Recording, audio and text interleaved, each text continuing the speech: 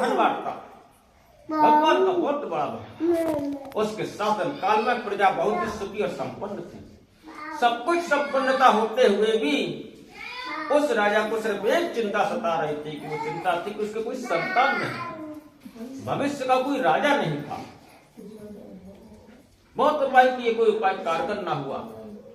लेकिन भगवान अपने भक्त को कभी नाश नहीं करते। एक बार ईश्वर की माया कि उसके शांति से बैठ गई महल में एक संत आया। राजा ने उस संत का बड़ा आदर सत्कार किया। संत राजा की आदर भक्ति से बड़ी प्रसन्न हुए, बोले कि हे महाराज, मैं तुम्हारी सेवा भक्ति से बहुत ही प्रसन्न हूँ। बताओ तुम्हें क्या चाहिए, मुझसे कोई वरदान मांगो। राजा ने कहा कि हे निस्बत, ईश्वर के आशीर्वाद से मेरे पास सब कुछ है, बस चिंता है तो एक ही कि मेरे कोई संतान नहीं। मैंने बहुत उपाय किए, कोई उपाय कारगर न हुआ। तब संत ने अपने नेत्रों को बंद किया और राजा के भविष्य पर प्रकाश डाला तो उन्हें ज्ञात हुआ कि उसकी कुंडली में कोई पितृ दोष था। कहने लगे कि हे राजन, यदि आप पुत्र की कामना करते हो तो अपनी रानी के साथ मिलकर किसी नदी या जलाशय के किनारे भगवान सत्यनारायण का विधिवत पूजन करो, आपको अवश्य पुत्र रत्न प्राप्त होगा। कहा जाता है कि संत की वाणी अमृत वाणी होती है।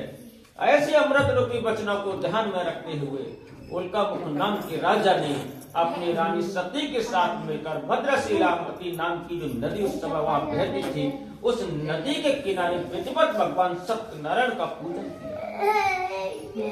जब वह इस पूजन को कर रहा था, उसी समय वहां पर एक साधु नामक वैश्य आया। अपनी नाव को किनारे लगाकर उसने राजा को विधिवत व्रत करते हुए देखा। राजा ने विधिवत व्रत संपन्न किया, प्रसाद वितरण किया तो साधु वैश्य को दिया। तब साधु वैश्य ने राजा को दंडवत प्रणाम करके मधुर वचनों में कहने लगा कि हे राजन, ये भक्तियुक्त मन से आप क्या कर रहे हैं? राजा ने कहा कि अत्यंत तेजस्वी भगवान सत्यनारायण का पूजन कर रहा हूँ और पुत्र प्राप्ति की आकांक्षा से कर रहा हूँ, और मुझे अपने नारायण पर पूर्ण विश्वास है कि मुझे अवश्य पुत्र रत्न प्राप्त होगा। कहा जाता है कि संत की पूर्ण विश्वास है। जब ऐसे वृत्तांत को साधु वैश्य ने सुना पर विचार करने लगा, यह तो व्रत संतान देने वाला है और मेरे भी कोई संतान नहीं है। कहने लगा कि राजन, मैं भी इस व्रत को करना चाहता हूँ, मुझे इस व्रत की संपूर्ण विधि बताइए। और राजा ने साधु वैश्य को भगवान सत्यनारायण के पूजन की संपूर्ण विधि बताई और प्रसाद दिया। तब साधु वैश्य ने भगवान सत्यनारायण के समक्ष संकल्प लिया कि हे भगवान, यदि मेरे कोई संतान होगी तो मैं आपके पूजन को वश करूंगा।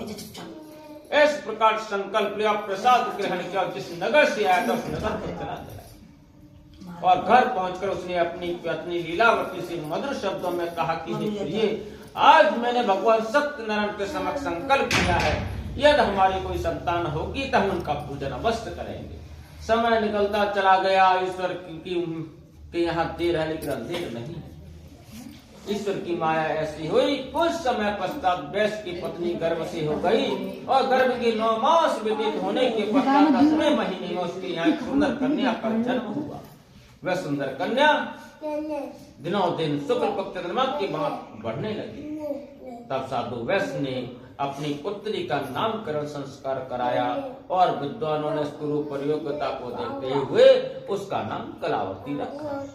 तब लीलावती ने अपने पति को स्मरण कराया और कहा कि हे नाथ, हमें संतान प्राप्त हो गई है, अब हमें भगवान सत्यनारायण का पूजन कर देना चाहिए।